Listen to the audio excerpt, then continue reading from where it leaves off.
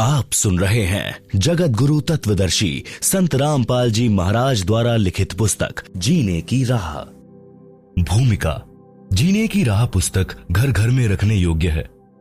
इसके पढ़ने तथा अमल करने से लोक तथा परलोक दोनों में सुखी रहोगे, पापों से बचोगे, घर की कलह समाप्त हो जाएगी, बहू बेटे अपने माता पिता की विशेष सेवा किया करेंगे, घर में परमात्मा का निवास होगा, भूत प्रेत पितर भैरव बैताल जैसी बुरी आत्माएं उस परिवार के आसपास नहीं आएंगी, देवता उस भक्त परिवार की सुरक्षा करते हैं, अकाल मृत्यु उस भक्त की नहीं होगी जो इस पुस्तक को पढ़कर दीक्षा लेकर मर्यादा में रहकर साधना करेगा। इस पुस्तक को पढ़ने से उजड़े परिवार बस जाएंगे। जिस परिवार में यह पुस्तक रहेगी, इसको पढ़ेंगे, जिस कारण से नशा अपने आप छूट जाएगा, क्योंकि इसमें ऐसे प्रमाण हैं जो आत्मा को छू जाते हैं। शराब, तंबाकू तथा अन्य नशे के प्रति ऐसी घृणा हो जाएगी कि इनका नाम लेने से रूह कांप जाया करेगी। पूरा परिवार सुख का जीवन जिएगा। जीवन का सफर आसानी से तय होगा, क्योंकि जीवन का मार्ग साफ हो जाता है। इस पुस्तक में पूर्ण परमात्मा कौन है, उसका नाम क्या है, उसकी भक्ति कैसी है, सब जानकारी मिलेगी। मानव जीवन सफल हो जाएगा। परिवार में किसी प्रकार की बुराई नहीं रहेगी। परमात्मा की कृपा सदा बनी रहेगी। जीने की राह उत्तम मिलने से यात्रा आसान हो जाएगी। जो इस पुस्तक को घर में नहीं रखेगा, वह जीवन की राह उत्तम न मिलने से संसार रूपी वन में भटककर अनमोल जीवन नष्ट करेगा। परमात्मा के घर में जाकर पश्चाताप के अतिरिक्त कुछ हाथ नहीं लगेगा। उस समय आपको पता चलेगा कि जीने की राह उत्तम न मिलने से जिंदगी बर्बाद हो गई। फिर आप परमात्मा से विनय करेंगे कि हे प्रभु, एक मानव जीवन और बख्श दो। मैं सच्चे मन से सत्य भक्ति करूंगा। जीवन की सच्ची राह की खोज करने सत्संग में जाया करूंगा। आजीवन भक्ति करूंगा, अपना कल्याण करवाऊंगा। उस परमात्मा के दरबार में आपके पूर्व के जन्मों की फिल्म चलाई जाएगी, जिनमें आप प्रत्येक बार जब जब मानव जीवन प्राप्त हुआ था, आपने यही कहा था कि एक मानव जीवन और दे दो, कभी बुराई नहीं करूंगा, आजीवन भक्ति भी करूंगा, घर का कार्य निर्वाह के लिए भी करूंगा, पूर्ण सद्गुरु से दीक्षा लेकर कल्याण करवाऊंगा। जो गलती अब के मानव जीवन में हुई है, कभी नहीं दोहराऊंगा या दोहराऊंगी।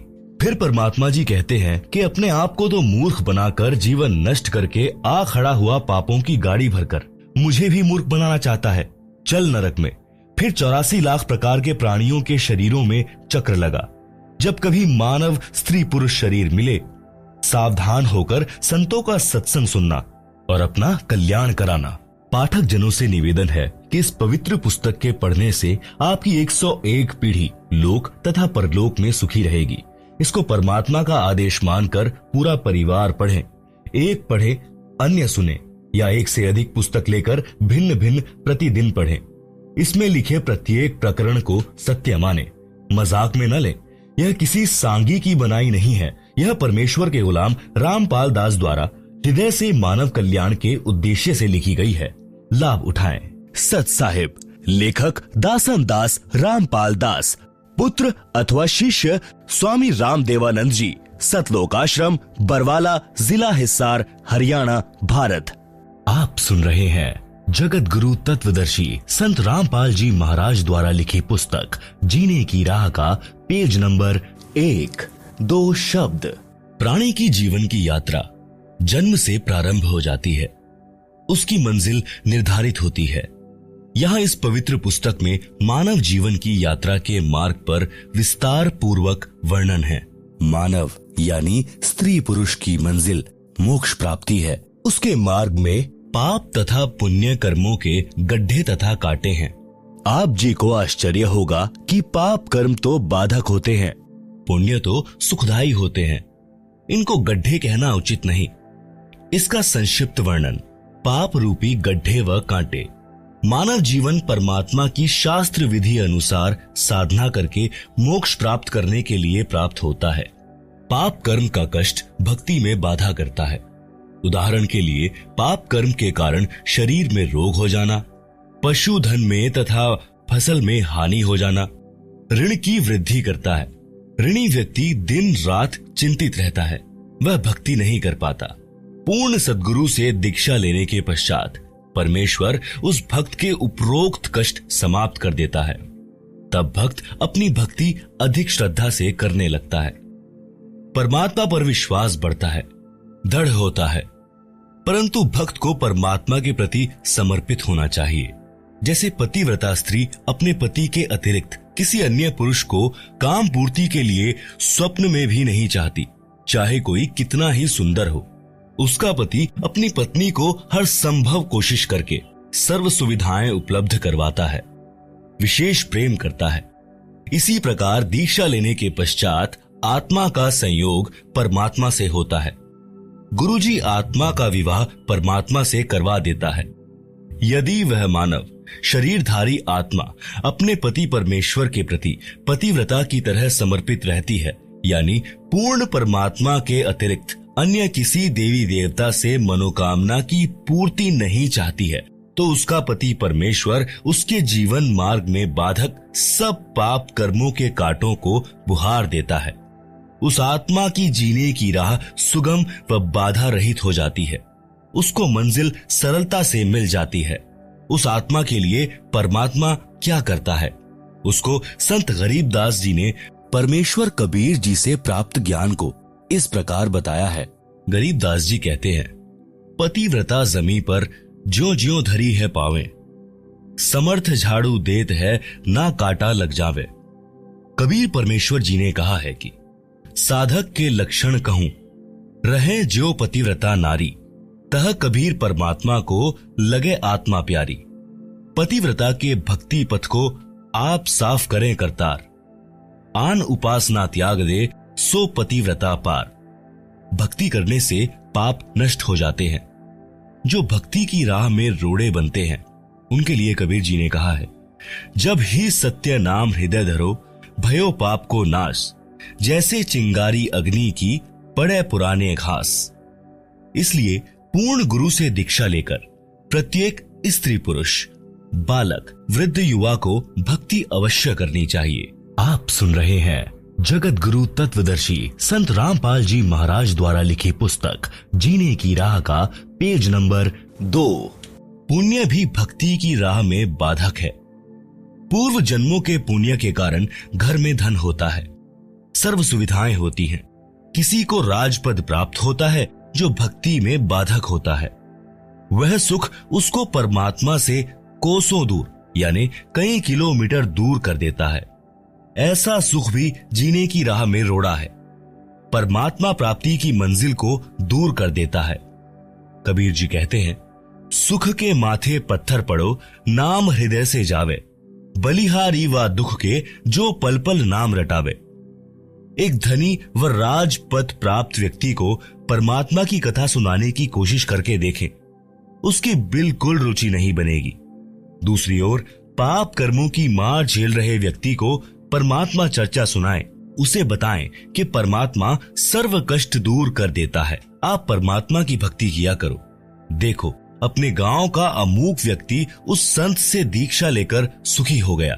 वह भी आपकी तरह कष्ट में था, तो वह दुखी व्यक्ति भक्ति पर लग जाता है। उसके लिए वह दुख वरदान बन गया। जो सुखी है उसको कैसे समझाएं? उसके पास तो पुण्यों की मलाई पर्याप्त है। वह धनी व्यक्ति अपने पुण्यों को खा खर्च कर खाली होकर तथा पापों की मालगाड़ी भरकर मृत्यु उपरांत परमात्मा के दरबार में मुंह लटकाकर भयभीत होकर जाएगा। कुत्ते गधे सुअर के जन्म पाएगा। इसके विपरीत दुखी निर्धन व्यक्ति परमात्मा की भक्ति करके, दान धर्म करके वर्तमान जीवन में भी सुखी हो जाएगा। पाप कर्मों से बचकर पुण्यों की मालगाड़ी भरकर भक्ति धन का धनी होकर परमात्मा के दरबार में निर्भय होकर जाएगा। परमात्मा सीने से लगाएगा, उस भक्त को मोक्ष देकर सदा सुखी कर देगा। यदि धनी राज्य पद प्राप्त सुखी व्यक्ति भी भक्ति पर लग जाए तो उसका तो कार्य बना बनाया है, मोक्ष में कोई अड़चन नहीं है। एक प्रश्न। एक सज्जन पुरुष ने कहा कि मैं कोई नशा नहीं करता, सब बुराइयों से दूर हूँ, दूसरे की बहन बेटियों को अपनी समझता हूँ, कोई पाप नहीं करता, मुझे भक्ति की कोई आवश्यकता नहीं है। सत्संग में ऐसे ऐसे स्त्री पुरुष जाते देखे हैं जो प्रत्येक बुराई करते थे, बदनाम थे? इसका उत्तर, जैसे 2 एकड़ जमीन है, 1 एकड़ को बहाकर संवार रखा है, यानी उसके झाड़ बोझड़े घास काट कर हल या ट्रैक्टर से बहा करके साफ सुथरा कर रखा है और बीज बोया नहीं। दूसरे एकड़ जमीन में सब खरपतवार, झाड़ भोजड़े तथा घास अड़ा खड़ा है, तो दोनों ही व्यर्थ हैं। यदि दूसरे एकड़ को किसी ने संवार कर साफ करके गेहूं बो दिया और पहले साफ किए में कुछ नहीं बोया, तो दूसरा उस पहले वाले से कई गुना उपयोगी है, जिसको संवार कर छोड़ दिया गया और बीज बोया नहीं। आप सुन रहे हैं जगत गुरु तत्वदर्शी संत रामपाल जी महाराज द्वारा लिखी पुस्तक जीने की राह का पेज नंबर 3। इसलिए यदि आप विकार बुराई रहित हैं, तो आप जी को भक्ति बीज बोना पड़ेगा, तभी आप जी के शरीर रूपी जमीन का लाभ होगा। जो बुराई करते थे उनको ज्ञान हुआ और बुराई त्याग कर भक्ति करते हैं, तो उन्होंने अपने जीने की राह बदल ली, साफ कर ली, मंजिल निकट हो गई। आप आगे पढ़ेंगे कि एक वैश्या ने कबीर परमात्मा जी का सत्संग सुना और अपनी राह बदल ली तथा नाम दीक्षा लेकर सत्संग में जाने लगी। नगर के लोगों को अच्छा नहीं लगा, मुंह जोड़कर बातें बनाने लगे कि कबीर के सत्संग में बदनाम औरतें जाती हैं, ये अच्छे संत नहीं हैं। सब ऐसे ही लोग लुगाई इसके सत्संग में जाते हैं, अपनी बहन बेटियों को वहां मत जाने देना।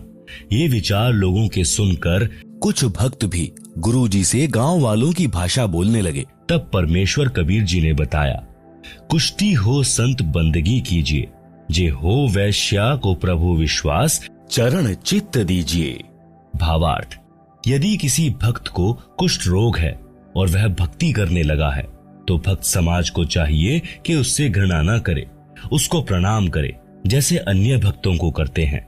उसका सम्मान करना चाहिए, उसका हौसला बढ़ाना चाहिए। भक्ति करने से उसका जीवन सफल होगा, रोग भी ठीक हो जाएगा। इसी प्रकार किसी वैश्या बेटी बहन को प्रेरणा बनी है भक्ति करने की, सत्संग में आने की, तो उसको परमात्मा पर विश्वास हुआ है। वह सत्संग विचार सुनेगी तो बुराई भी छूट जाएगी, उसका कल्याण हो जाएगा, समाज से बुराई निकल जाएगी। यदि वह सत्संग में आएगी ही नहीं, तो उसको अपने पाप कर्मों का एहसास कैसे होगा? जैसे मैला वस्त्र जल तथा साबुन के संपर्क में नहीं आएगा तो निर्मल कैसे होगा? इसीलिए ऐसी बदनाम स्त्री भी भक्ति करती है तो उसको भी विशेष आदर से बुलाएं, ताकि उसको सत्संग में आने में संकोच न हो। यदि उसको रोकोगे तो आप पाप के भागी बन जाओगे। इससे आगे की कथा में आप इसी पुस्तक जीने की राह में पृष्ठ नंबर 107 पर पढ़ेंगे, जिसकी हेडिंग है कबीर जी द्वारा शिष्यों की परीक्षा। श्रीमद् भागवत गीता के अध्याय 9 श्लोक 30 में भी यही प्रमाण है। लिखा है कि कोई अतिशय दुराचारी व्यक्ति भी है, यदि वह विश्वास के साथ परमात्मा की भक्ति करने लग गया है, तो उसे महात्मा के तुल्य मानना चाहिए।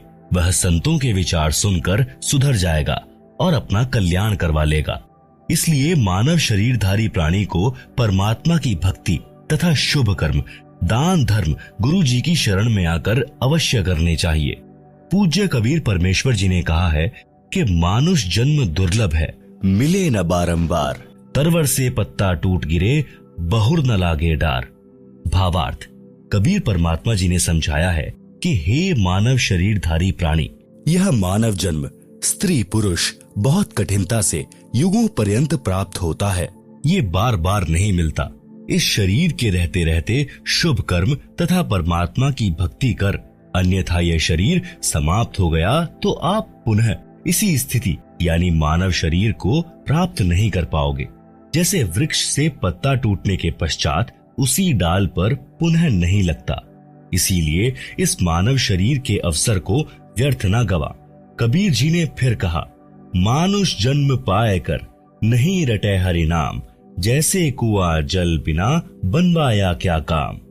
भावार्थ, मानव जीवन में यदि भक्ति नहीं करता तो वह जीवन ऐसा है जैसे सुंदर कुआं बना रखा है। यदि उसमें जल ही नहीं है या जल है तो खारा यानी पीने योग्य नहीं है। उसका भी नाम भले ही कुआं है, परंतु गुण कुएं